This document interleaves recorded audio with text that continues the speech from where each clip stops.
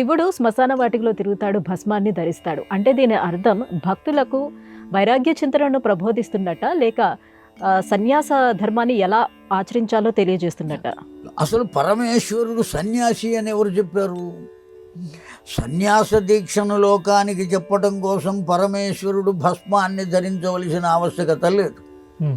అసలు సన్యాసి భస్మాన్ని కూడా ధరించక్కర్లేదు, గంధము పెట్టుకోవక్కర్లేదు, వస్త్రంతో కూడా పని లేదు.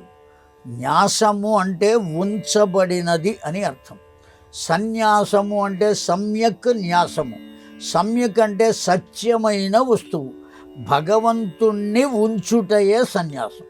అన్యమైన వాటిని అన్నిటినీ వదిలిపెట్టుట, కేవలం కౌపీనధారి అయి ఉండాలి సన్యాసి. వస్త్రాన్ని ధరిస్తున్నారు కదండి, ఇప్పుడు కాషాయ వస్త్రాంబరం ధరిస్తున్నారు కదా, అంటే లోకం కోసం వస్త్రాన్ని ధరిస్తాడు, తన కోసం కాదు ధరించేది. ఆ కారణం చేత సన్యాస ధర్మాన్ని చెప్పడం కోసం విభూతి ధరించవలసిన ఆవశ్యకత పరమేశ్వరుడికి లేదు. పరమేశ్వరుడు లయకారకుడు. లయము చేసుకున్నప్పుడు ఆ జీవుణ్ణి తనలో ఎప్పుడైతే లయం చేసుకుంటాడో ఇప్పటి వరకు ఆ జీవుడు ధరించినటువంటి వస్త్రము వంటి దేహము ఏమవుతోంది? దహనం అవుతోంది. దహనము అయ్యే లక్షణాలు దానికి ఉన్నాయి. దహనం అవుతుంది కనుకనే దాన్ని దేహము అని పిలిచారు. ఆ దహనం అయిన తర్వాత ఏమవుతుంది? అది బూడిదే అవుతుంది. కనుకనే ఆ బూడిదనే రాసుకుంటున్నారు. బూడిదనే మనం ఏమంటున్నామంటే విభూతి అంటున్నాం. విభూతిర్భూతిరైశ్వర్యం. సంపద అనేటువంటిది దేంట్లో లభిస్తుంది అంటే ఆ విభూతిలోనే లభిస్తుందండి.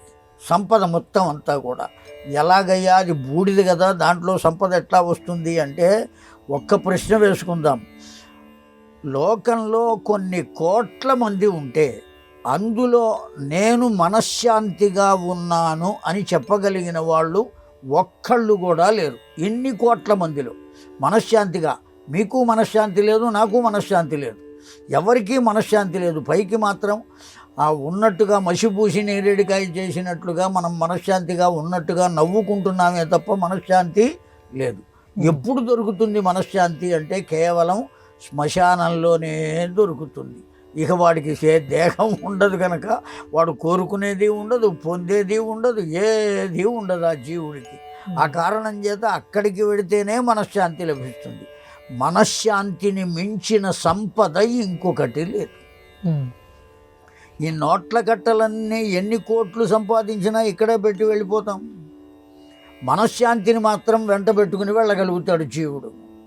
కనుక మనశ్శాంతిని మించిన సంపద లేదు. అందువల్లనే దీనికన్నా మించిన సంపద లేదురా అని లోకానికి చెప్పటం కోసమే పరమేశ్వరుడు విభూతి ధరించును. ఇది కారణం.